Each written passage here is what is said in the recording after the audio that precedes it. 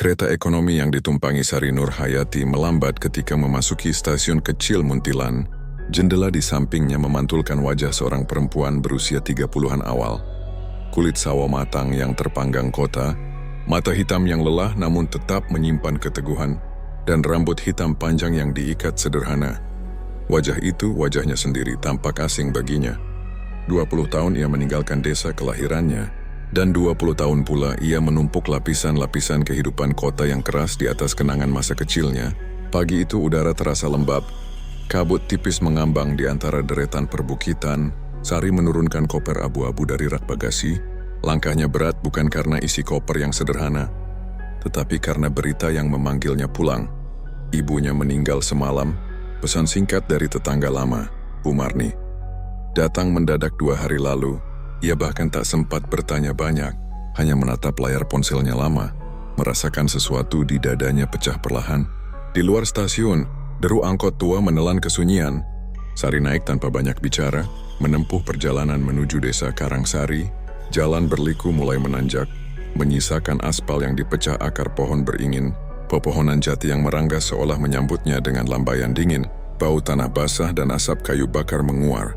Aroma yang pernah akrab di masa kecilnya kini menggugah ingatan lama. Ketika angkot berhenti di mulut desa, Sari turun.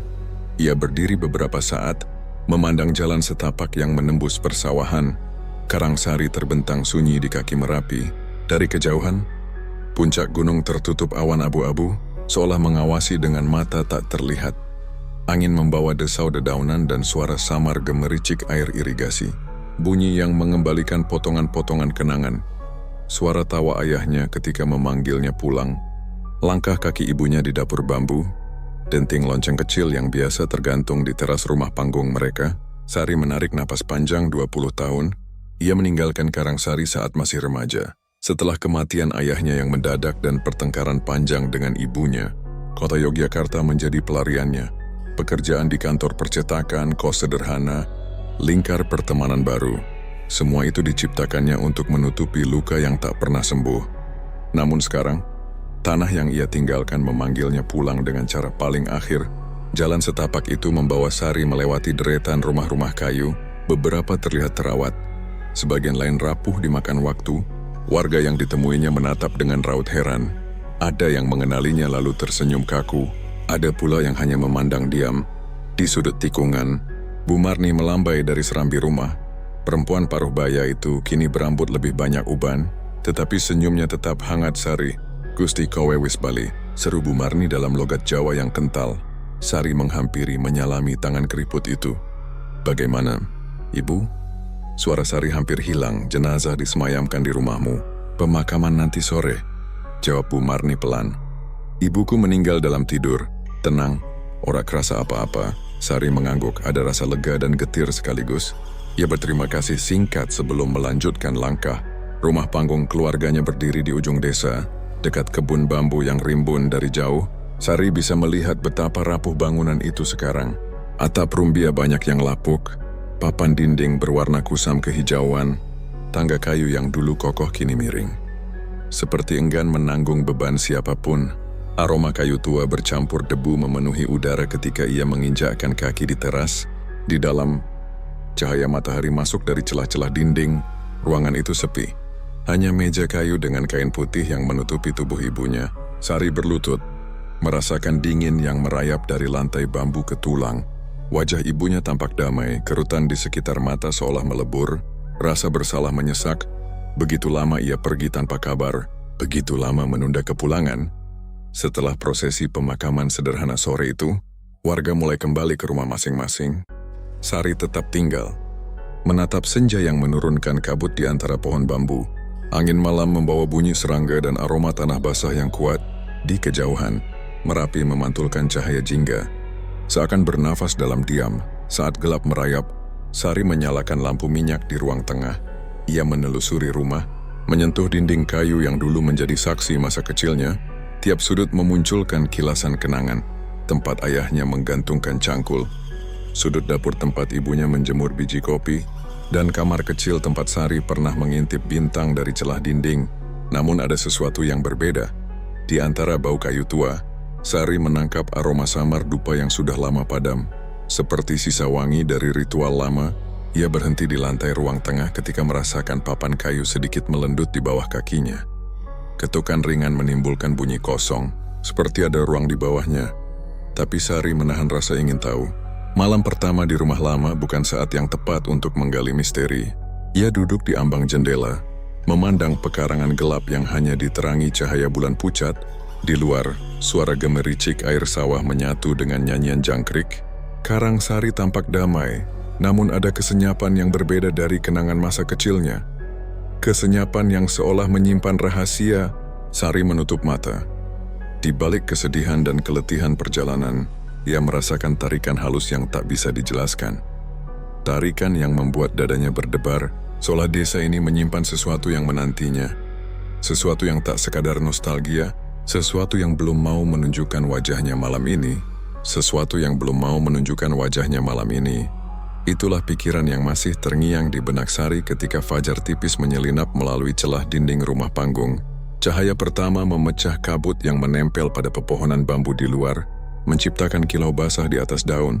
Sari terbangun dengan tubuh sedikit pegal. Lantai kayu yang dingin tak pernah benar-benar nyaman. Meskipun ia telah membentangkan selimut, ia duduk sejenak, menatap pekarangan yang diselimuti kabut, dan merasakan kembali tarikan samar yang membuat dadanya berdebar malam tadi. Ia menyalakan kompor minyak di dapur, menyiapkan secangkir teh panas. Aroma teh melati berbaur dengan bau kayu tua yang menyengat. Di sudut ruangan, lampu minyak yang ia tinggalkan semalam masih memancarkan sumbu gosong. Udara pagi terasa lembab, seperti menahan rahasia. Sari menyeruput teh pelan, memandang ke sekeliling. Rumah ini adalah peninggalan 3 generasi, namun hanya menyisakan dirinya kini tak ada siapa-siapa, hanya papan-papan tua yang berderit setiap kali angin menyelinap. Selesai minum, Sari memutuskan untuk membersihkan rumah.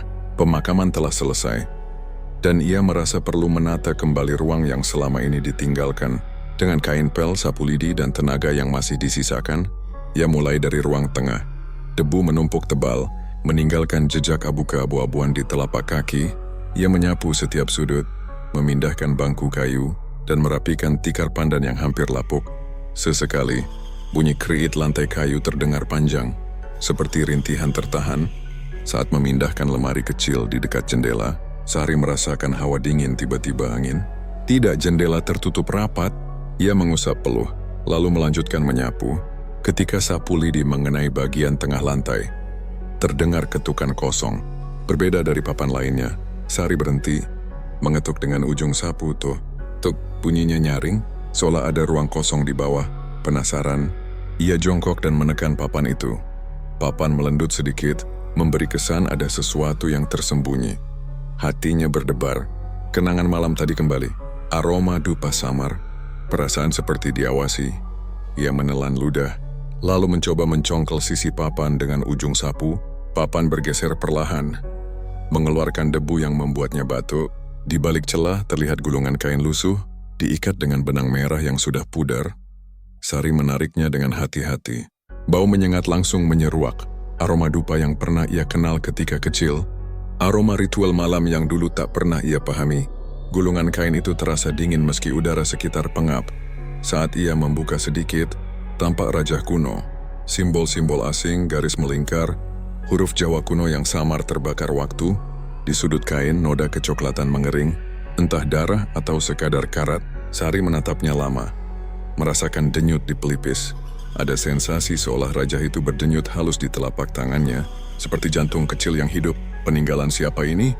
Bisiknya, namun sebelum sempat berpikir lebih jauh, telinganya menangkap sesuatu. Suara gamelan yang sangat pelan jauh di kejauhan denting saron dan gong, seperti iringan wayang semalam suntuk. Datang dan pergi seolah ditiup angin. Ia berdiri kaku menajamkan pendengaran. Suara itu nyata, bukan ilusi, padahal Karangsari tak pernah mengadakan pertunjukan apapun sejak lama. Apalagi di pagi yang basah seperti ini. Suara gamelan itu berhenti mendadak, meninggalkan keheningan pekat. Hanya suara jantungnya sendiri yang terdengar. Sari menelan rasa takut, menggulung kembali kain raja, dan menyelipkannya di tas kecil. Ia menutup celah lantai seolah tak terjadi apa-apa.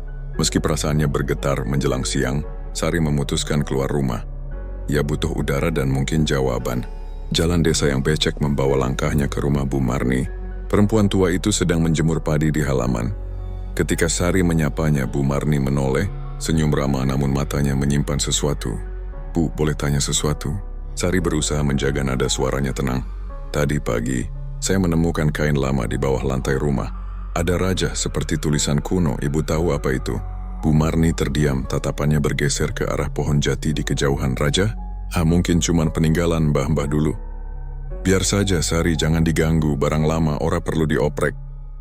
Nada suaranya terdengar tergesa. Sari menatap mencari tanda kebohongan. "Tapi ada bau dupa. Dan tadi saya dengar gamelan, Bu, dari arah mana ya?" "Gamelan? Di sini tidak ada yang menabuh gamelan." Bu Marni menggeleng cepat lalu menunduk menata jemuran. Mungkin angin bawa suara dari dusun sebelah. Sari tahu dusun terdekat berjarak beberapa kilometer. Dan pagi ini angin justru datang dari arah lain. Namun ia tak mendesak. Tatapan Bu Marni sudah cukup menjawab. Ada sesuatu yang sengaja disembunyikan. Dalam perjalanan pulang, Sari merasa seluruh desa memperhatikannya. Beberapa warga yang sedang menanam padi melirik seolah mengenali rahasia yang tak ingin mereka bagikan. Anak-anak yang bermain berhenti sesaat ketika ia lewat, lalu tertawa kecil dan berlari. Setiap langkahnya terasa diiringi bisikan halus. Mungkin hanya suara angin yang menyapu daun pisang, tetapi menimbulkan kesan lain. Seperti desah manusia yang berbicara terlalu lirih untuk dimengerti. Sore menjelang ketika Sari kembali ke rumah. Cahaya oranye menembus celah-celah dinding, menciptakan bayangan panjang di lantai. Ia duduk di ruang tengah, memandangi papan tempat ia menemukan rajah tadi. Suara gamelan tak terdengar lagi, namun kehadirannya masih melekat. Seperti gema yang tak mau hilang, ia mengambil gulungan kain dari tas, membukanya sekali lagi. Rajah itu tampak berbeda sekarang. Atau mungkin cahaya senja membuatnya demikian. Garis-garis melingkar seolah bergerak halus ketika mata Sari menatap lama. Membentuk pola yang tak bisa dijelaskan. Hawa ruangan mendadak lebih dingin, dan bulu kuduknya berdiri. Sari menutup kain itu dengan cepat, menahan napas. Rumah ini berbicara, pikirnya, bukan dengan kata, tetapi dengan simbol, aroma dan suara yang menembus dinding waktu. Ia belum tahu apa yang rumah ingin sampaikan, namun satu hal pasti, Karangsari tidak lagi hanya tempat pulang. Desa dan rumah ini menyimpan sesuatu yang menunggu untuk diungkap, sesuatu yang mungkin selama ini menunggu kehadirannya. Malam pun jatuh perlahan, membawa kembali kesunyian yang pekat. Di luar, kabut turun dari lereng Merapi, menelan cahaya bulan menjadi bayangan abu-abu. Di dalam rumah panggung, Sari menyalakan lampu minyak dan duduk termenung.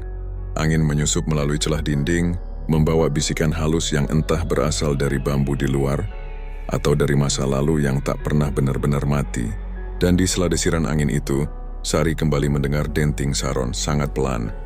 Seperti mimpi, seolah rumah tua itu memang ingin berbicara padanya. Sari masih duduk termenung ketika suara ketukan pelan di pintu membuatnya terlonjak. Lampu minyak bergetar, bayangan di dinding menari sekejap. Ia menoleh, mengatur napas lalu berdiri di balik pintu. Bu Marni berdiri membawa lentera kecil. Cahaya oranye menyoroti kerut wajahnya Sari. "Maaf ganggu malam-malam begini," ucapnya dengan nada cemas. "Mbah Raga minta ketemu kamu. Katanya penting sekali, ora bisa ditunda. Sekarang juga." Sari mengerutkan kening, nama itu menyentak ingatan masa kecil Mbah Raga. Lelaki sepuh yang dulu sering terlihat di gardu ronda. Penjaga batas desa sekaligus tabib yang disegani. Ia nyaris lupa bahwa orang itu masih hidup. "Ada apa, Bu?" "Entahlah, Mbah Raga lagi sakit parah. Tapi tadi sore dia sadar sebentar dan nyebut namamu. Berkali-kali. Katanya kamu harus datang sebelum tengah malam." Sari menelan ludah. Hawa rumah yang sejak tadi menekan dadanya seolah mendorongnya keluar. Ia mengambil syal, menutup pintu, dan mengikuti Bu Marni menembus pekat malam. Jalan desa sepi, hanya suara serangga dan desir angin dari lereng Merapi. Kabut turun rendah, menutup jalan setapak seperti tirai abu. Lentera di tangan Bu Marni menjadi satu-satunya sumber cahaya, memantulkan bayangan panjang di tanah. "Kenapa dia mencari saya?" tanya Sari pelan, mencoba menepis rasa ganjil. "Tidak tahu pasti," jawab Bu Marni. "Tapi Mbah Raga itu orang tua yang masih nyimpen banyak rahasia. Dulu dia dekat sama ayahmu. Setelah bapakmu meninggal, dia jarang keluar. Banyak yang bilang dia masih jaga sesuatu." Kata-kata itu menambah ketegangan. Sari menatap siluet pohon beringin yang menjulang di kejauhan. Batangnya seperti pilar raksasa dalam gelap, suara gamelan samar yang tadi siang sempat ia dengar seolah bergema jauh di balik kabut, atau mungkin hanya gema ingatan yang menolak hilang. Rumah Mbah Raga terletak di ujung barat desa, setengah tersembunyi di balik rumpun bambu tua.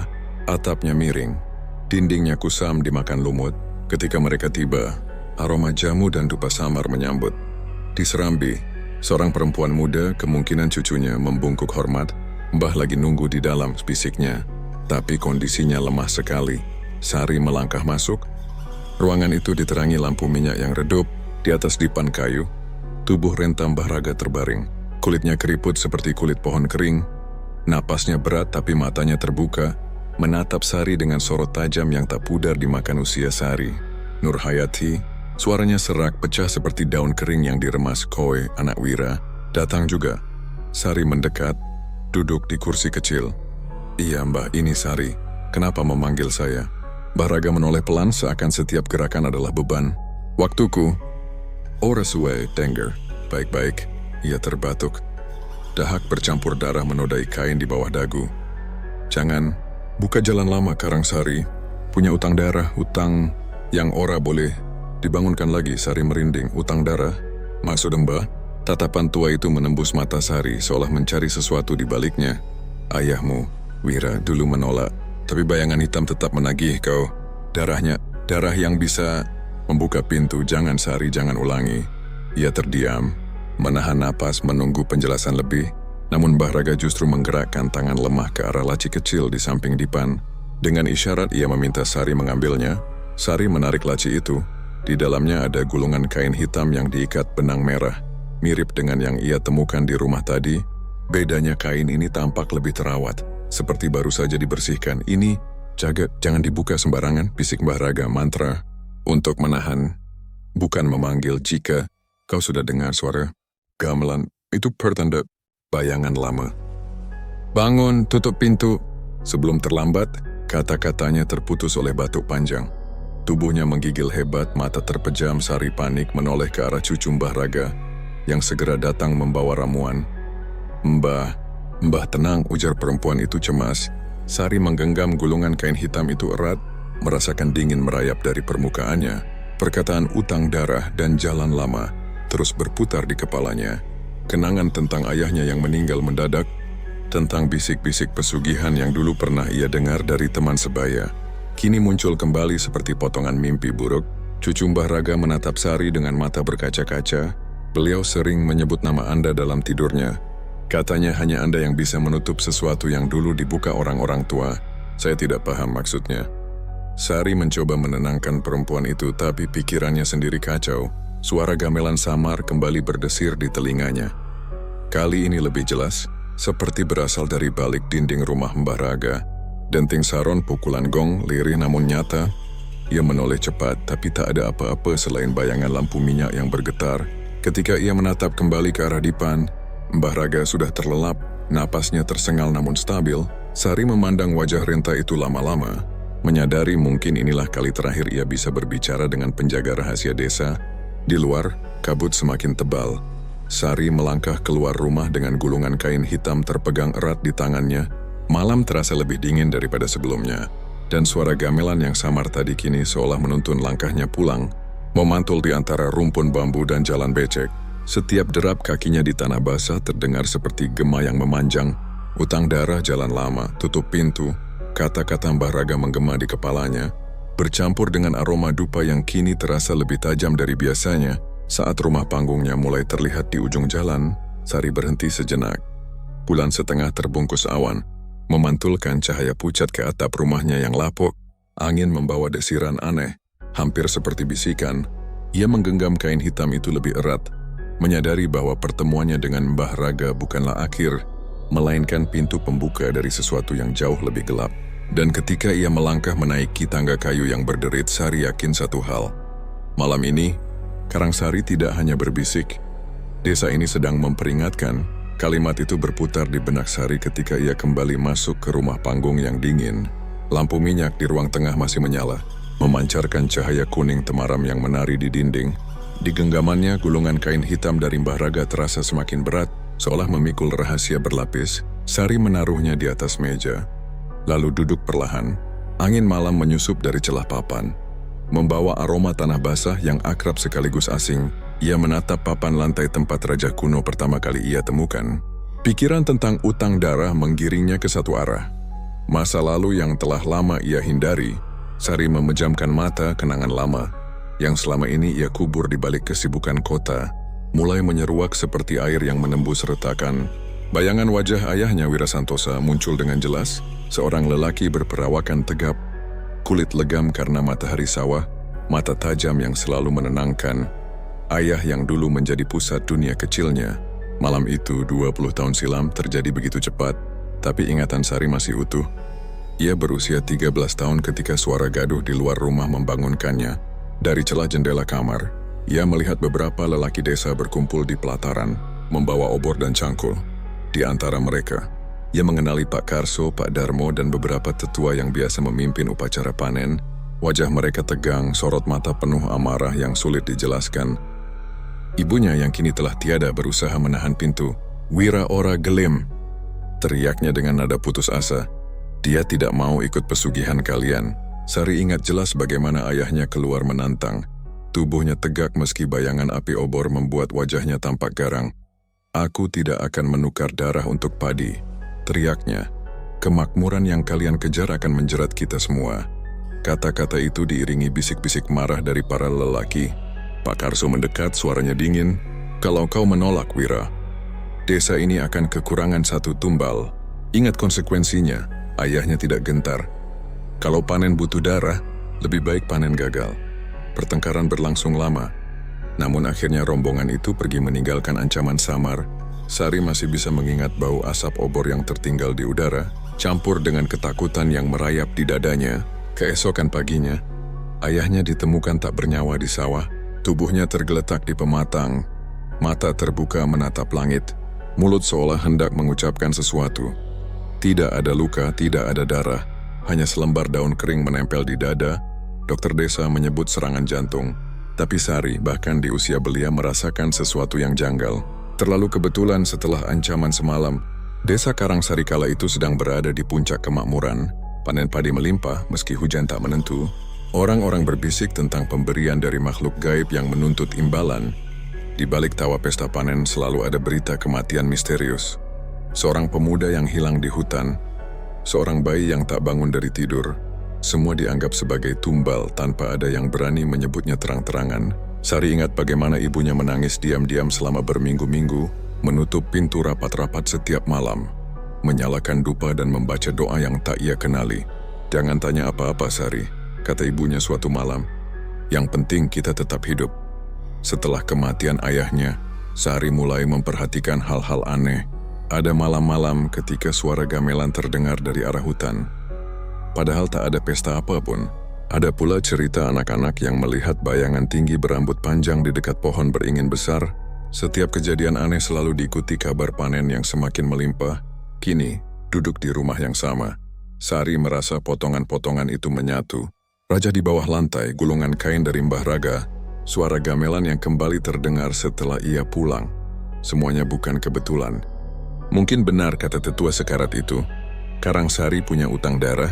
Ia berdiri, berjalan ke jendela, memandang sawah yang diselimuti kabut bulan. Bayangan Merapi tegak di kejauhan. Pucuknya memantulkan cahaya pucat. Sari teringat pada malam-malam ketika ayahnya menuntunnya memandangi bintang sambil berkata, "Gunung itu saksi. Semua yang kita sembunyikan akan kembali pada waktunya." Hatinya perih. Selama ini ia menuduh ayahnya meninggalkannya terlalu cepat.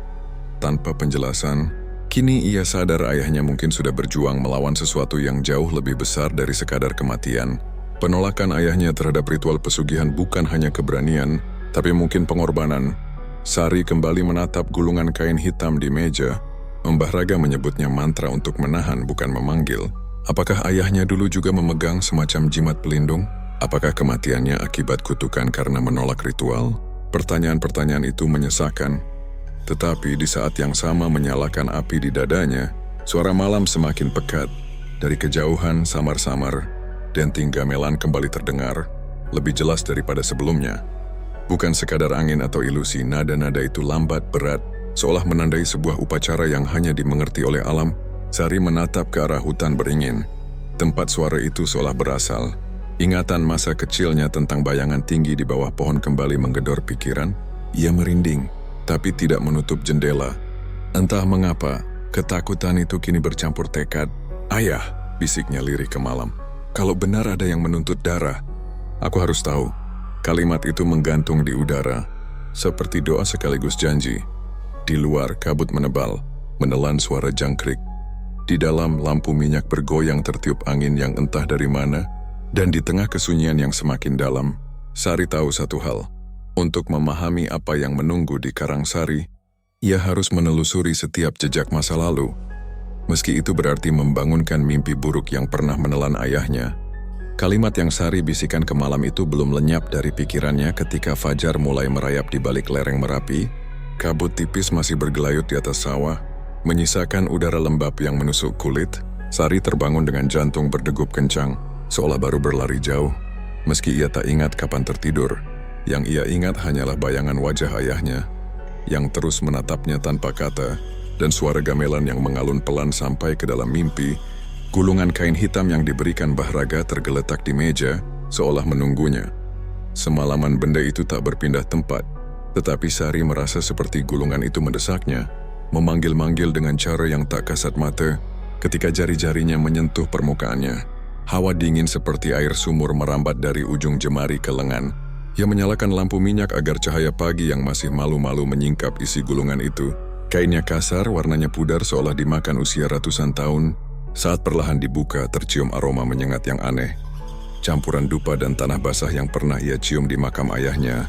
Di balik lipatan pertama, tampak deretan aksara Jawa kuno. Sebagian memudar, sebagian masih pekat seperti baru ditulis. Sari menelusuri huruf-huruf itu dengan hati-hati. Sebagian ia kenal, sebagian lain terasa asing. Di tepi kain, terdapat gambar lingkaran yang dikelilingi simbol-simbol menyerupai raja yang ia temukan di bawah papan lantai beberapa malam lalu. Di bagian tengah lingkaran, ada goresan yang membentuk sosok tinggi bermahkota bayangan. Dengan mata seperti bara, matanya menahan napas ketika menemukan baris kalimat yang relatif jelas. Sapa nyebut jeneng iki, nyebut uga kersaning jagat peteng, kang kersane ora bali, kudu bayar utang getih. Siapapun yang menyebut nama ini, menyebut pula kehendak dunia gelap, yang dipanggil tak akan pulang, kecuali dibayar dengan utang darah. Kata-kata itu mengguncang, utang darah. Frasa yang sama diucapkan Bahraga sebelum pingsan. Apakah ini yang dimaksud sang tetua? Sari terus membuka lipatan berikutnya. Tercetak petunjuk yang lebih jelas, mantra pemanggilan, syarat sesaji, bahkan arah mata angin untuk melakukan ritual. Ada simbol bulan separuh, tanda waktu tengah malam, dan perintah menyalakan 5 dupa dari kayu tertentu. Di akhir, tercantum nama yang sepertinya menjadi kunci. Jangganing Ratri, roh penebas. Udara di ruangan mendadak berat, lampu minyak berkedip, cahayanya menipis seolah tertiup angin. Padahal semua jendela tertutup rapat, Sari menelan ludah, punggungnya merinding. Ia hampir mendengar desisan halus, seperti bisikan yang datang dari celah dinding. Bayar, utang, darah. Ia tersentak menoleh ke sekeliling, tak ada siapa-siapa. Hanya suara tik-tik air hujan sisa embun yang jatuh dari atap. Namun detak jantungnya memacu cepat, dan entah kenapa ia yakin suara itu bukan khayalannya. Sore hari, Sari mencoba menenangkan diri dengan membersihkan dapur, tapi gulungan kain terus menarik perhatiannya. Setiap kali pandangannya bertemu benda itu, pikiran tentang ayahnya, kematian mendadak, dan ancaman para lelaki desa bertahun lalu kembali mengusik. Malamnya, ia memutuskan untuk tidur lebih awal, berharap mimpi buruk tidak datang. Namun begitu memejamkan mata, dunia lain segera merayap masuk. Ia berdiri di tengah sawah Karangsari. Langit di atasnya merah tua seperti darah yang mengering. Di kejauhan gunung Merapi memancarkan cahaya keperakan, dan suara gamelan menggema, berat dan lambat. Dari balik kabut, bayangan-bayangan hitam bermunculan. Sosok-sosok tanpa wajah, mengenakan kain panjang yang berayun seperti ditiup angin meski udara mati. Mereka berbaris mengelilinginya berbisik dengan suara yang sama. Bayar utang darah. Panggil dia, panggil Jangganing Ratri. Sari menutup telinganya. Tapi bisikan itu menembus kepalanya. Lalu sosok tinggi dengan mata berbara muncul di tengah lingkaran. Mata itu menatap tajam seolah menembus jiwa. Ia terbangun dengan teriakan tertahan. Keringat dingin membasahi seluruh tubuh. Lampu minyak sudah padam, meski seharusnya masih menyala. Jendela sedikit terbuka, dan udara dingin merayap ke kulitnya. Di meja, gulungan kain hitam itu tidak bergeser, tapi Sari merasa seolah kain itu baru saja berdenyut, bernapas. Menjelang subuh, Sari tidak lagi bisa memejamkan mata. Ia duduk di depan gulungan itu, mencoba memahami apa yang terjadi. Mimpi yang terasa begitu nyata, bisikan yang terus terngiang, dan gambar sosok bermata bara seolah memanggilnya untuk melakukan sesuatu. Namun di sela ketakutan ada rasa lain yang muncul. Keinginan untuk tahu, untuk mengerti apa yang disembunyikan desa ini. Apa yang menewaskan ayahnya, mungkin pikirnya. Memahami ilmu terlarang ini adalah satu-satunya jalan untuk menghentikan semuanya. Ketika ayam jago pertama berkokok, Sari menyalakan lampu minyak dan kembali memandangi teks kuno itu. Jari-jarinya menelusuri setiap huruf, setiap simbol, menghafal nada mantra yang tertulis. Dan entah disadari atau tidak, ia mulai melafalkan pelan kata-kata pembuka saat suku kata terakhir lolos dari bibirnya. Udara di dalam rumah berubah. Angin yang seharusnya tenang tiba-tiba mengguncang daun pintu. Lampu minyak bergoyang liar, menebar bayangan yang menari di dinding. Dari kejauhan, samar-samar suara gamelan terdengar lagi. Lebih jelas, lebih dekat. Sari menahan napas. Jantungnya berdetak seperti genderang. Di luar, Merapi seakan memantulkan cahaya merah ke langit. Meski fajar belum benar-benar tiba, ia memandang gulungan kain yang kini seolah berkilat samar. Di dalam dirinya, ketakutan dan rasa ingin tahu berbaur jadi satu. Menuntunnya pada langkah pertama sudah ia ambil. Dan di antara desir angin yang dingin, Sari bisa bersumpah mendengar bisikan yang lebih jelas dari sebelumnya. Suara berat yang tak berasal dari dunia ini, memanggil namanya pelan, penuh janji dan ancaman. Suara itu masih bergema di telinga Sari ketika fajar pertama merayap di balik Merapi. Ia menatap gulungan kain di depannya, napasnya tersengal. Lampu minyak berkedip pelan, seolah kehabisan tenaga, bibirnya kering. Di kepalanya, mantra yang tadi malam ia ucapkan kembali terputar tanpa henti, seperti alunan tembang yang tak mau diam. Di luar, langit Karangsari memerah lebih cepat dari biasanya. Kabut tebal menggantung rendah, menelan pematang sawah hingga tak tampak batasnya. Sari merasa udara di dalam rumah tak kalah pekat, seakan-akan setiap papan dinding menyimpan detak jantung yang bukan miliknya. Ia mencoba menepis perasaan itu. Itu hanya mimpi, bisiknya, tapi suaranya sendiri terdengar asing. Saat meneguk air dari kendi, ia melihat bayangan di permukaan air. Sekilas seperti sosok tinggi bermahkota bayangan, mata merah membara. Bayangan itu lenyap ketika air berguncang oleh tangannya yang gemetar. Sepanjang hari Sari berusaha kembali pada rutinitas. Ia menyayangi halaman yang mulai ditumbuhi ilalang, menyapu debu di ruang depan, dan menutup setiap celah jendela yang semalam terbuka. Namun gamelan samar tak berhenti. Kadang terdengar jauh, kadang begitu dekat seolah dari bawah lantai. Nada-nadanya lambat, berat, dan setiap dentingan mengguncang dada. Menjelang senja, langit yang biasanya menenangkan berubah aneh. Awan gelap menggulung. Meski ramalan cuaca tak menyebut hujan, burung-burung berterbangan dari arah hutan beringin, berputar-putar di udara sebelum lenyap ke lereng gunung. Suara gamelan menguat, tak lagi samar. Sari berdiri di teras, menatap sekeliling. Tak ada manusia di jalan, hanya getaran halus di tanah. Seperti langkah kaki tak kasat mata. Malam turun dengan cepat tanpa warna senja. Sari menyalakan lampu minyak, tapi cahayanya seolah tak mampu menembus kegelapan yang menebal di luar. Angin kering menerobos celah-celah rumah, membawa aroma besi dan tanah basah. Bau yang anehnya mengingatkan pada darah. Ketika jarum jam menunjukkan tengah malam, dan gamelan mencapai puncaknya, Sari menutup telinga. Namun bunyi itu justru makin jelas di dalam kepala. Bibirnya bergerak sendiri, melafalkan kata-kata yang ia hafal dari gulungan kain. Jangganing ratri, kaula nyebut asmanira. Ia tercekat. Ia tidak berniat memanggilnya, tetapi mantra itu mengalir tanpa bisa dicegah. Setiap suku kata menyalakan sesuatu di udara. Lampu minyak berkedip keras lalu padam, meninggalkan kegelapan pekat. Dari luar, angin kencang mendesing, mengguncang rumah panggung tua. Lantai di bawah kakinya bergetar halus, seperti ada sesuatu yang bergerak di bawah tanah. Sari ingin berteriak, tapi suara tercekat di tenggorokan. Tiba-tiba, denting gamelan berhenti. Sunyi. Sunyi yang begitu tebal hingga ia bisa mendengar detak jantungnya sendiri. Kemudian dari arah sawah terdengar lenguhan panjang. Kerbau, namun lenguhan itu cepat berubah menjadi jeritan serak, diikuti bunyi ambruk berat, suara yang menggetarkan, seperti bumi sendiri menahan napas. Sari menahan napas, menatap keluar lewat celah papan, kabut menutupi segalanya. Di kejauhan hanya terlihat siluet pohon beringin besar, dan sekilas bayangan tinggi bermahkota bayangan berdiri di sampingnya. Mata dua titik merah membara menatap ke arahnya. Ia mundur menabrak meja hingga gulungan kain jatuh ke lantai. Ketika hendak mengambilnya, bayangan itu lenyap, namun hawa dingin tetap menggigit. Seolah rumah itu kini menjadi bagian dari malam yang tak ramah. Pagi datang dengan cahaya pucat.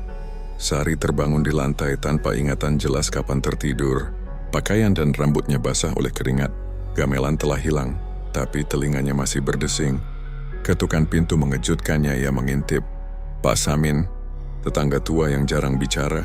Wajahnya pucat, mata lelah. Mbak Sari sampean dengar semalam? Suaranya bergetar. Kerbau milik Pak Karso ditemukan mati di sawah, luka aneh, seperti dicabik, tapi tak ada darah. Sari terdiam. Kata-kata itu menancap dingin di dada. Ia menggeleng pelan berpura-pura tidak tahu. Saya hanya dengar angin kencang, jawabnya. Suara hampir berbisik. Pak Samin menghela napas, menatap ke arah beringin yang diselimuti kabut. Orang-orang takut. Katanya ini tandanya roh lama marah. Tapi tak ada yang berani bicara lebih. Setelah tetangga itu pergi, Sari menutup pintu rapat, kakinya lemas. Dalam hati ia tahu, ini bukan sekadar kebetulan. Mantra yang ia ucapkan, suara gamelan, bayangan bermata bara, dan kematian kerbau semua terhubung. Sepanjang hari, desas-desus menyebar cepat. Anak-anak dilarang bermain di luar. Warga berbondong-bondong ke musyalah untuk berdoa, tapi ketakutan mereka terasa seperti udara yang tak bisa diusir. Tak seorang pun mendekati pohon beringin. Bahkan burung enggan hinggap di sana. Di rumah, Sari menatap gulungan kain hitam yang kini tergeletak di sudut. Ada bercak merah samar di tepiannya. Ia tidak yakin itu darah atau sekadar ilusi cahaya. Setiap kali ia mendekat, hawa dingin memancar, seolah kain itu menyimpan napas dunia lain. Malam berikutnya gamelan kembali terdengar. Meski lebih pelan seperti menunggu, Sari duduk memeluk lutut, menatap jendela yang berembun. Ia tahu pemanggilan pertama telah dilakukan. Entah sengaja atau tidak, dan ia juga tahu Karangsari baru saja melangkah ke dalam lingkaran gelap yang selama ini ditakuti warganya. Di kejauhan Merapi memancarkan sinar merah samar, seolah mengawasi. Sari memejamkan mata, tapi bisikan yang sama kembali menggema. Jelas dan tak bisa diusir, bayar utang darah, panggil dia sepenuhnya. Ia menggigil. Malam ini, Karangsari bukan lagi sekadar desa. Malam ini, sesuatu yang lama terkubur telah bangkit, dan Sari menjadi kunci dari semuanya. Entah sebagai pemanggil atau korban berikutnya. Pikiran itu belum lenyap dari benak Sari ketika fajar yang basah meneteskan cahaya keabu-abuan ke desa Karangsari. Kabut pagi lebih pekat dari biasanya, menutup pematang sawah hingga batas pandang hanya sejengkal. Aroma tanah basah bercampur dengan bau yang aneh, tajam, seperti besi yang berkarat. Sari berdiri di ambang pintu, jantungnya tetap berdebar tak menentu. Mendengarkan desiran angin yang terasa membawa bisikan tak kasat mata. Hari itu desas-desus menyebar lebih cepat daripada embun yang menguap. Sari mendengar dari Pak Samin bahwa Pak Karso, lelaki tua yang dulu memimpin upacara panen dan pernah mengancam ayahnya, ditemukan tak bernyawa di lumbung padi miliknya sendiri. Cerita para warga terdengar seperti potongan mimpi buruk. Tubuh Pak Karso kaku dengan mata melotot ke langit-langit. Mulutnya seolah membeku dalam jeritan. Anehnya tak ada tanda luka, hanya bau anjir yang menusuk, dan butiran abu halus menutupi lantai lumbung seolah hujan abu kecil turun dari langit. Ketika kabar itu sampai ke telinganya, Sari merasakan getaran yang sulit dijelaskan. Bukan sekadar kaget, tetapi seperti mengenali sesuatu yang sudah ia duga. Wajah Pak Karso muncul jelas di ingatannya. Lelaki yang pernah berdiri di pelataran rumah ayahnya, membawa obor, menuntut tumbal. Sebuah kilatan rasa puas melintas di dadanya, namun secepat itu pula digantikan rasa bersalah yang berat. Senja berikutnya, sebelum desa sempat meredakan ketakutan, berita lain datang. Pak Darmo, yang dahulu dikenal sebagai tangan kanan Pak Karso, ditemukan terbaring di pinggir sungai kecil. Tubuhnya basah, paru-parunya dipenuhi air, tetapi tidak ada tanda ia terjatuh. Langit sore itu berwarna merah tembaga, dan dari arah gunung turun hujan abu tipis yang membuat daun pisang tampak kelabu. Warga yang menolong mengeluh karena air sumur tiba-tiba berbau darah. Padahal sumber air mereka selama ini jernih. Sari mendengar semua itu dari balik jendela rumah panggung. Ia tak keluar rumah seharian, namun setiap teriakan warga, setiap langkah tergesa di jalanan tanah, terasa sampai ke tulangnya. Ada rasa lega yang merayap diam-diam, seolah keadilan yang lama tertunda akhirnya menagih utang. Tetapi bersamaan dengan itu, ketakutan menindih dadanya. Apakah ini benar-benar keadilan atau kutukan yang tak akan berhenti? Malamnya, suara gamelan kembali hadir, kali ini tak lagi samar. Nada-nadanya keras dan lambat, seperti genderang perang. Sari duduk di ruang tengah. Lampu minyak bergoyang hebat meski udara di dalam rumah tak beranjak. Setiap denting terasa seperti memanggil namanya, menegaskan bahwa ia adalah bagian dari semua ini. Di sela denting itu, bayangan ayahnya melintas di benak. Kata-kata Mbah Raga tentang utang darah menggema, menambah tekanan di dadanya. Apakah ini balasan untuk ayahnya? Apakah roh yang ia panggil menuntut korban sesuai daftar lama? Beberapa hari kemudian, korban berikutnya muncul Mbah Darto, orang tertua yang dahulu dikenal sebagai penjaga rahasia hutan beringin, ditemukan tergantung di cabang pohon yang sama. Dengan seutas kain hitam yang mengingatkan Sari pada gulungan mantra, hujan abu turun lebih lebat malam itu, membuat desa seperti diselimuti debu gunung. Warga semakin ketakutan, musyala penuh dengan orang yang berdoa sepanjang malam, tetapi doa-doa itu tak mampu menyingkirkan bau besi dari sumur-sumur desa.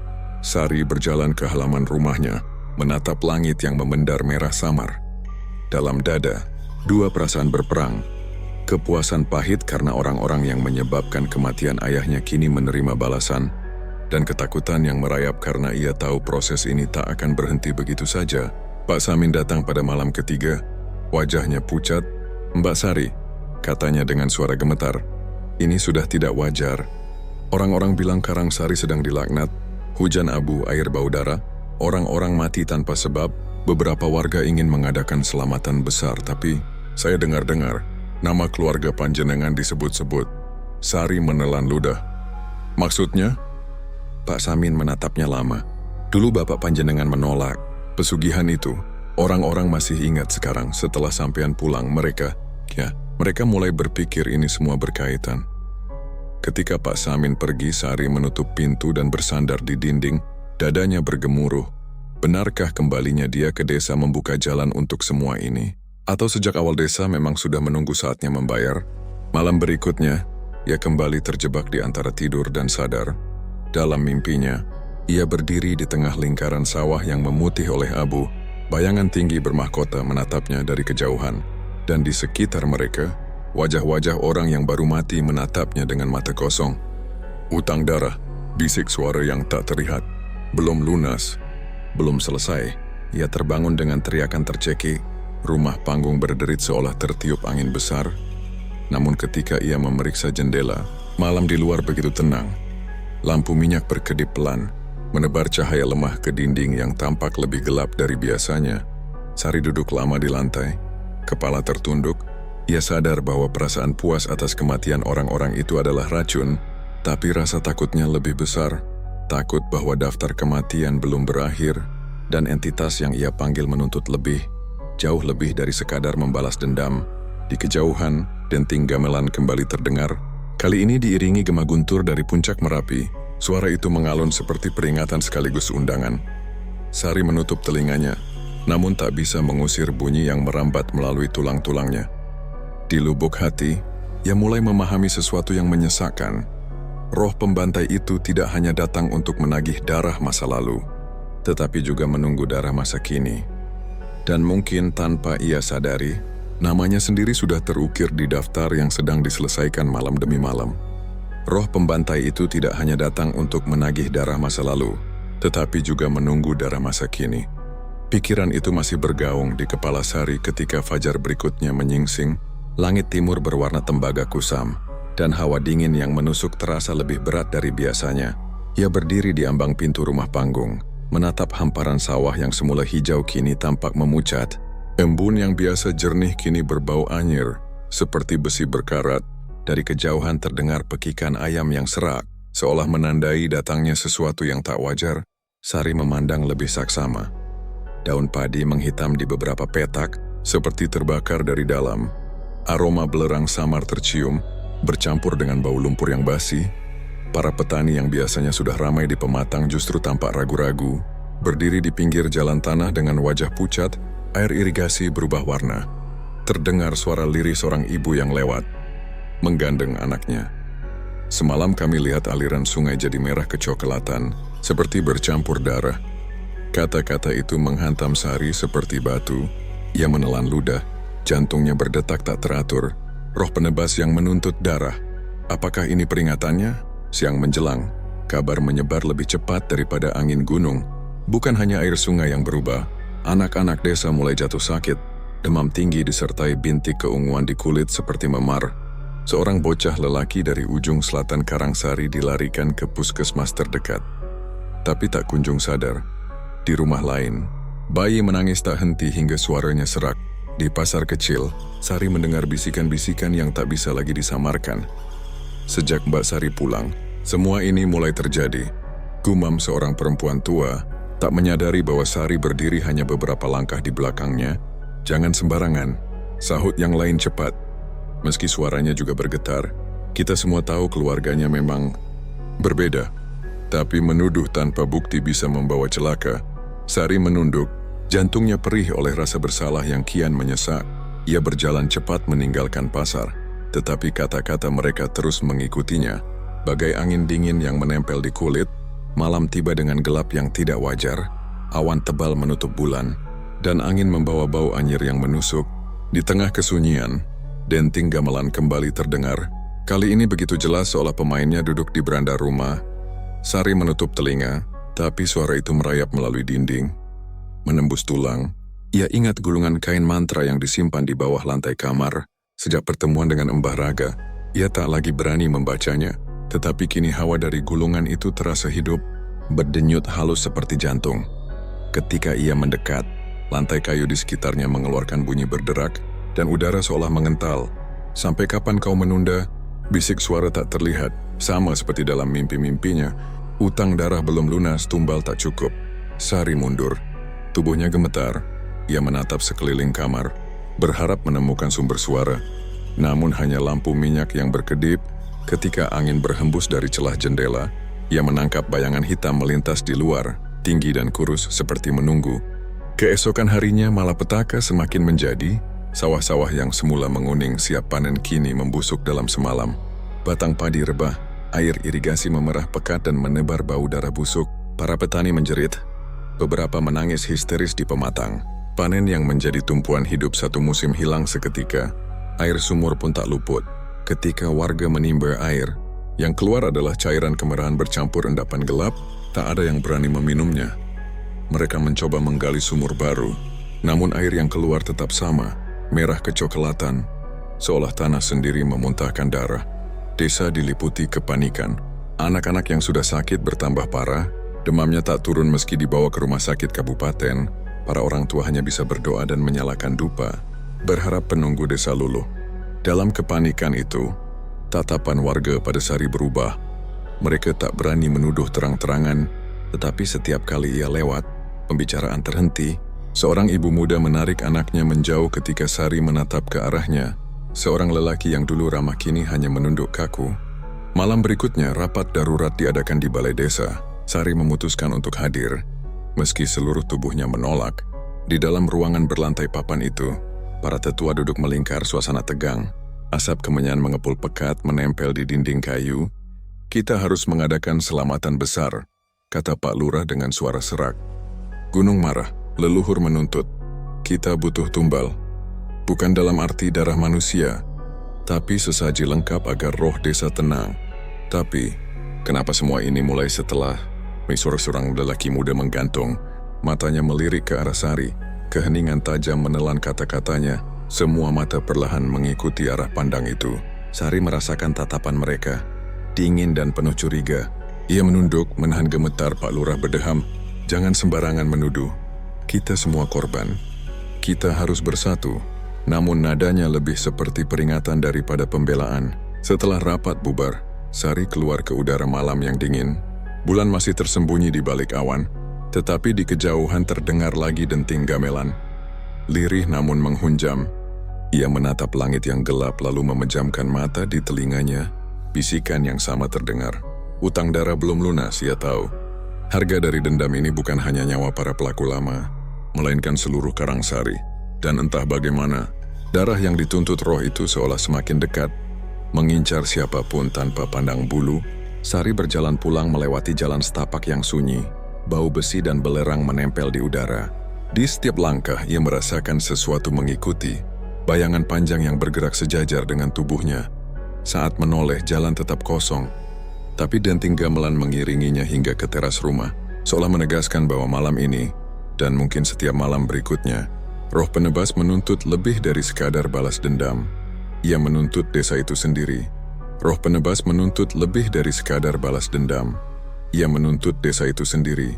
Kalimat itu terus bergema di benak Sari saat ia berdiri di beranda rumah panggungnya, yang beraroma lembab dan belerang. Malam itu, denting gamelan yang menghantui Karangsari mereda perlahan, namun udara tetap berat seolah langit menekan bumi. Bayangan hitam yang tadi mengiringi langkahnya telah lenyap, tetapi rasa kehadirannya menempel di kulit seperti jelaga.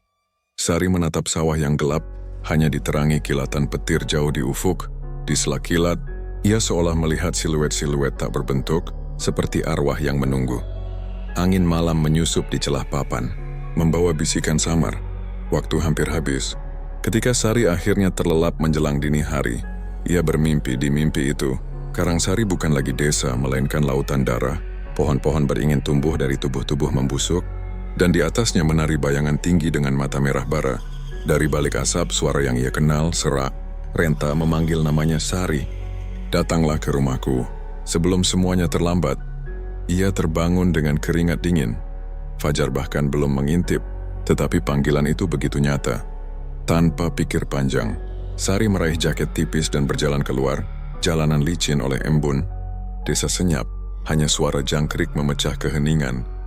Rumah Mbah Raga berada di ujung utara desa, dikelilingi pohon bambu yang gemerisik pelan. Lampu minyak kecil menyala redup di teras, seolah menantinya. Sari mendorong pintu yang tak terkunci dan masuk. Aroma kemenyan pekat menyambutnya di ranjang kayu. Tubuh Mbah Raga yang renta terbaring kaku, namun mata tuanya terbuka memantulkan cahaya temaram Sari. "Kau datang," suara Mbah Raga lirih, nyaris tak terdengar. Sari menelan ludah mendekat. "Mbah, apa yang terjadi pada desa ini? Bagaimana cara menghentikannya?" Mbah Raga menggerakkan bibir pecah-pecahnya, napasnya tersengal. "Roh yang kau bangunkan, dia menagih utang darah, bukan hanya darah pelaku lama, tapi darah yang membuka jalan itu." Ia menatap Sari dalam-dalam. Mata tuanya berkilat seperti menembus hati. "Kau, Sari, darahmu yang memanggilnya. Hanya pengorbanan besar yang dapat menutup pintu ini."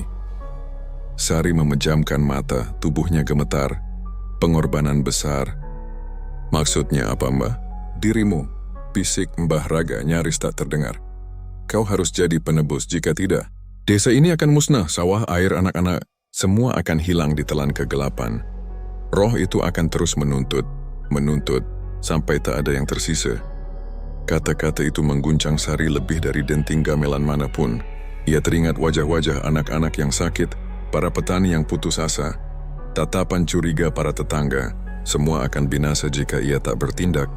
Namun pikiran tentang kematian, tentang menyerahkan nyawanya sendiri, menancap seperti paku berkarat di dadanya. Mbah Raga terbatuk hebat. Darah segar menodai sudut bibirnya. "Kau bisa memilih menunggu, membiarkan roh menuntaskan dendamnya. Tapi itu artinya kehancuran jika kau ingin desa ini selamat. Lakukan ritual penebusan sebelum bulan purnama menutup malam ketiga. Hanya itu." Kata-kata terakhirnya terputus dalam hembusan napas panjang. Mata tuanya menatap kosong ke langit-langit. Dan sunyi merayapi ruangan. Sari menatap tubuh kaku itu dengan dada sesak. Mbah Raga telah pergi, meninggalkannya dengan keputusan yang menghantui. Keluar dari rumah bambu itu, Sari mendapati langit mulai memerah, bukan merah fajar, melainkan merah yang pekat seperti darah yang melumuri cakrawala. Udara terasa lebih panas meski embun masih bergelayut. Ia berjalan pulang dengan langkah gontai. Bayangan perkataan Mbah Raga mengikuti setiap hentakan kakinya. Sepanjang hari, tanda-tanda kehancuran semakin jelas. Pohon-pohon pisang di tepi jalan rebah tiba-tiba seolah diserang penyakit tak dikenal. Burung-burung berhenti berkicau, dan udara dipenuhi bau anyir. Di balai desa, para warga berdoa dengan suara lirih. Sebagian menangis. Sari melihat seorang ibu memeluk bayinya yang demam. Matanya menatap Sari dengan campuran harap dan ketakutan. Bisikan-bisikan semakin lantang. Kalau ini terus begini, kita semua akan mati. Kata seorang lelaki paruh baya di warung. Ada yang harus mengakhiri kutukan ini, leluhur marah. Atau mungkin seseorang membawa celaka ke desa. Sari menunduk, tak sanggup menanggapi. Di dalam hatinya, suara lain yang lebih halus namun tak kalah tegas terus berbicara. Ini salahmu. Kau yang memanggilnya. Hanya kau yang bisa menutupnya. Malam kembali datang, membawa kilatan petir dan gemuruh gamelan yang lebih nyaring dari sebelumnya. Rumah panggung Sari bergetar halus. Papan-papannya berderak seperti merintih. Di luar jendela, bayangan-bayangan tinggi berdiri diam di bawah beringin tua. Mata mereka merah menyala. Waktu hampir habis, bisikan itu terdengar lagi. Kali ini begitu dekat seolah berasal dari dalam dadanya sendiri. Sari memandang gulungan kain mantra yang tergeletak di meja. Kertasnya yang lusuh bergetar meski tak ada angin. Ingatan akan pesan Mbah Raga menggema. Lakukan ritual penebusan sebelum bulan purnama menutup malam ketiga. Ia menggenggam gulungan itu dengan tangan gemetar. Pilihan di hadapannya tajam bagai belati. Mengorbankan dirinya demi keselamatan desa, atau menunggu dan menyaksikan Karangsari tenggelam dalam kehancuran, tidak ada jalan tengah. Di luar langit berwarna ungu kelam, bulan purnama muncul dari balik awan, terang bulat, dan menatapnya seperti mata yang tak berkelip. Suara gamelan semakin keras, mengiringi keputusan yang harus diambilnya. Sari menatap bulan itu lama. Dada naik turun penuh resah. Ia tahu malam berikutnya akan menentukan segalanya. Jika ia menunda, seluruh Karangsari mungkin lenyap. Namun langkah yang harus diambil menuntut harga yang tak terbayangkan. Nyawanya sendiri. Dengan tangan masih menggenggam gulungan mantra, Sari menutup mata. Angin malam yang panas menyusup ke kulitnya, membawa suara arwah yang kian jelas. Pilihlah Sari. Sebelum semuanya terlambat, pilihlah Sari. Sebelum semuanya terlambat. Bisikan itu masih bergaung di kepalanya ketika malam ketiga bulan purnama akhirnya tiba. Udara Karangsari terasa pekat. Seolah langit menurunkan beratnya ke bumi. Seharian tadi awan menggantung rendah, menahan cahaya matahari hingga senja datang lebih cepat dari biasa. Saat kegelapan merayap penuh, bulan purnama muncul seperti mata raksasa yang mengawasi, memantulkan cahaya pucat ke setiap sudut desa. Sari berdiri di tengah rumah panggungnya yang beraroma dupa basi, menatap gulungan mantra di genggaman. Tangan kirinya gemetar tetapi pikirannya sudah mantap. Ia tahu tidak ada jalan lain. Pesan Mbah Raga kembali terngiang. Hanya pengorbanan besar yang dapat menutup pintu ini. Desa yang sekarat, anak-anak yang demam, sawah yang membusuk. Semua menjadi saksi bahwa waktunya memang habis. Ia menyiapkan sesaji seperti yang tertulis di gulungan kain lusuh itu. Beras kuning segenggam, air dari 3 mata sumur, bunga kamboja putih, dan sepotong kain merah darah. Semuanya diletakkan di dalam bakul anyaman yang diwarisi ibunya. Tak ada petunjuk siapa yang harus menemaninya. Semua tertulis jelas. Lakukan sendiri. Di bawah beringin tua saat bulan mencapai puncak. Dengan langkah pasti ia keluar rumah malam sepi. Tetapi setiap bayangan pohon di pinggir jalan tampak bergerak sendiri. Angin membawa bau belerang yang tajam. Seperti peringatan dari perut bumi. Dari kejauhan terdengar denting gamelan, tak lagi samar, melainkan sejelas orkestra kematian. Nada-nadanya memecah kesunyian, menuntun langkah Sari menuju pusat desa tempat pohon beringin raksasa berdiri sejak berabad-abad. Ketika ia sampai di pelataran beringin, langit seolah runtuh. Abu vulkanik turun bersama hujan tipis, menutup tanah dengan lapisan kelabu. Bulan purnama menyinari abu itu, membuatnya berkilau seperti salju kelam. Sari mendongak, dahan-dahan beringin berayun pelan, dan dari celahnya keluar kabut tebal yang berputar, membentuk lingkaran samar di sekelilingnya. Udara tiba-tiba dipenuhi bisikan, mula-mula lirih seperti angin, lalu makin jelas suara tangis, rintihan, dan jerit marah bercampur jadi satu. Dari kabut itu muncul siluet manusia, arwah-arwah korban lama. Tubuh mereka setengah transparan dengan mata kosong. Ada lelaki tua dengan luka di leher, seorang pemuda membawa sabit patah, perempuan yang separuh wajahnya hangus. Mereka berdiri mengelilingi Sari, menatapnya dengan sorot yang tak bisa ia tafsirkan. Antara haus keadilan dan kerinduan pada kebebasan, Sari menahan napas. Dada sesak oleh ketakutan dan iba. Aku di sini untuk menebus. Suaranya nyaris hilang tertelan gemuruh gamelan yang kini seperti berasal dari dalam bumi. Bukan hanya untuk kesalahan leluhurku, tapi untuk semua darah yang tumpah. Bayangan-bayangan itu bergerak mendekat. Udara semakin dingin, hujan abu semakin lebat. Sari berlutut di hadapan akar beringin yang menjalar seperti ular raksasa. Ia menaruh sesaji satu persatu. Beras kuning, air 3 sumur, bunga kamboja, kain merah. Setelah itu, ia membuka gulungan mantra dan mulai melafalkan kalimat kuno yang sudah dihafalnya. Mantra itu meluncur seperti arus listrik. Kata-kata Jawa kuno bercampur nada asing, menciptakan getaran yang menggema ke seluruh pelataran. Tanah bergetar halus. Daun-daun beringin berdesir seperti ribuan sayap kelelawar. Arwah-arwah korban memekik, namun tak menyerang. Mereka justru menengadah, seolah mantra itu memanggil kebebasan yang telah lama ditahan. Di tengah bacaan, Sari merasakan sesuatu menarik dari dalam dirinya. Seperti jantung yang perlahan dikeluarkan, namun bukan rasa sakit yang datang, melainkan semacam penyerahan. Tubuhnya menjadi ringan, pandangannya diliputi cahaya putih yang berdenyut. Dalam cahaya itu ia melihat wajah ibunya. Ayahnya dan Mbah Raga semua tersenyum tipis, mengangguk seolah mengiyakan langkahnya. Tetapi bersamaan dengan itu, bayangan tinggi yang pernah menghantuinya muncul di balik kabut. Mata merahnya menyalakan kegelapan, roh penebas yang mendekat tinggi dan kurus, jubahnya berkibar meski tak ada angin. Suara gamelan berhenti seketika, digantikan hening yang menusuk. Apakah engkau siap membayar harga darah? Suaranya seperti batu bergesekan. Sari menatap tanpa gentar. Meski tubuhnya gemetar hebat, ia jawabnya pelan. Jika itu satu-satunya cara menghentikan penderitaan ini. Roh itu mengangkat tangan kurusnya, dan pusaran angin abu menyelubungi Sari. Dingin menembus tulang, namun ia terus melantunkan mantra. Setiap kata yang keluar membuat tubuhnya semakin transparan. Seolah perlahan larut bersama kabut, arwah-arwah di sekitarnya mengeluarkan pekik yang kini terdengar seperti nyanyian kebebasan.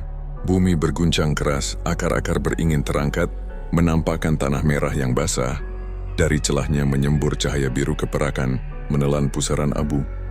Dalam cahaya itu, Sari merasakan damai yang tak pernah ia kenal. Tak ada lagi rasa takut, hanya kelegaan yang luas. Di detik terakhir ia menutup mata, membiarkan dirinya menyatu dengan cahaya. Suara terakhir yang ia dengar bukan lagi bisikan ancaman, melainkan gumaman lembut yang menyerupai doa. Hutang darah terbayar, pintu telah tertutup. Ketika gamelan yang mencekam itu benar-benar lenyap, hujan abu pun berhenti. Bulan purnama kembali terang, memandikan beringin dengan sinar pucat. Pelataran desa sunyi, hanya sisa sesaji yang tergeletak rapi di akar pohon. Tak ada jejak Sari, tak ada kabut. Hanya angin lembut yang membawa aroma Kamboja. Di kejauhan gong terakhir terdengar pelan, seperti salam perpisahan dari dunia arwah. Desa Karangsari, yang selama berhari-hari dicekam kengerian, kini tertutup dalam keheningan yang aneh. Hening yang menandai akhir dari malam penebusan. Pelataran desa sunyi. Hanya sisa sesaji yang tergeletak rapi di akar pohon. Tak ada jejak Sari, tak ada kabut. Hanya angin lembut yang membawa aroma Kamboja. Ketika gong terakhir itu benar-benar lenyap, malam pun bergeser perlahan ke fajar.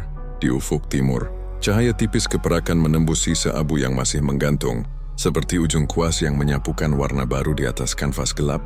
Untuk pertama kalinya setelah berminggu-minggu, langit Karangsari tampak berwarna biru muda. Bukan kelabu pekat. Desa yang semalam dicekam ketakutan kini terbangun dalam kebingungan. Ayam jago berkokok dengan lantang. Disusul suara pintu kayu dibuka satu persatu. Para warga keluar rumah dengan wajah waspada, berharap melihat tanda bencana lain. Namun yang mereka temui adalah pemandangan yang tak mereka sangka. Jalanan yang semalam tertutup abu kini bersih, seperti disapu tangan raksasa di tepi sawah. Embun menempel di ujung padi yang kemarin layu, memantulkan cahaya pagi. Air irigasi yang sebelumnya keruh kecoklatan kini jernih, mengalir tanpa hambatan. Bau busuk yang selama ini menyesakkan dada telah sirna, diganti wangi tanah basah dan rerumputan segar. Bahkan sumur di tengah desa, yang selama berhari-hari memuntahkan bau besi dan warna merah pekat, kini bening hingga dasar batu terlihat jelas. Subhanallah. Bisik Pak Wiryo, kepala dusun, ketika menengok ke dalam sumur. Suaranya bergetar antara syukur dan tak percaya. Airnya kembali. Desa pun riuh oleh kabar ajaib itu. Anak-anak yang selama ini terbaring demam tinggi satu persatu mulai bangun. Tubuh mereka dingin oleh keringat tapi napasnya teratur. Para ibu menatap wajah anak mereka sambil menitikan air mata lega. Namun kelegaan itu segera dibayangi pertanyaan, kemana Sari? Beberapa warga dipimpin Pak Wiryo mendatangi rumah panggungnya yang terletak di pinggir hutan. Pintu kayu itu tak terkunci, berderit ringan ketika didorong. Ruangan di dalamnya kosong, hanya menyisakan bau dupa yang samar di tengah lantai. Mereka menemukan sebuah kain raja yang terbakar setengah. Tepinya menghitam, namun bagian tengahnya masih menampilkan simbol-simbol kuno yang tak mereka kenali. Di sampingnya tergeletak bakul sesaji yang juga gosong sebagian, seolah dilalap api yang tak meninggalkan panas. Tak ada tanda perlawanan, tak ada barang yang hilang, seolah pemilik rumah menghilang begitu saja. Pak Wiryo menunduk lama memandangi kain itu. Ini, peninggalannya, gumamnya lirih. Dia tahu apa yang harus dilakukan, dan dia melakukannya sendiri. Desas-desus pun merebak.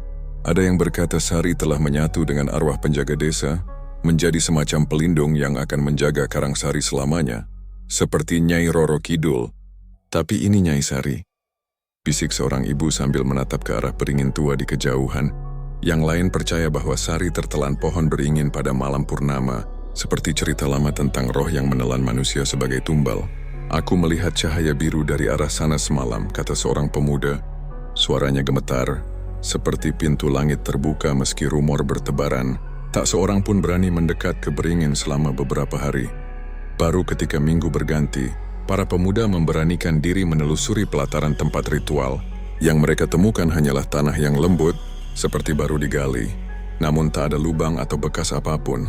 Aroma Kamboja samar masih tertinggal di udara. Hari-hari berikutnya menjadi awal baru bagi Karangsari. Sawah yang sempat busuk justru tumbuh subur. Panen berikutnya melimpah seperti tak pernah terbayangkan. Air sumur tetap jernih, dan penyakit yang sempat merebak lenyap seolah tak pernah ada. Warga kembali bercocok tanam dengan semangat, namun setiap langkah di tanah itu terasa mengandung janji yang tak terlihat. Janji untuk tidak mengulang keserakahan masa lalu. Pak Wiryo sering terlihat duduk di balai desa menjelang senja, menatap ke arah beringin dengan mata menerawang. Kita berhutang pada Sari, katanya suatu sore kepada para pemuda. Tak peduli apa yang kalian dengar, jangan pernah lupa siapa yang menyelamatkan desa ini.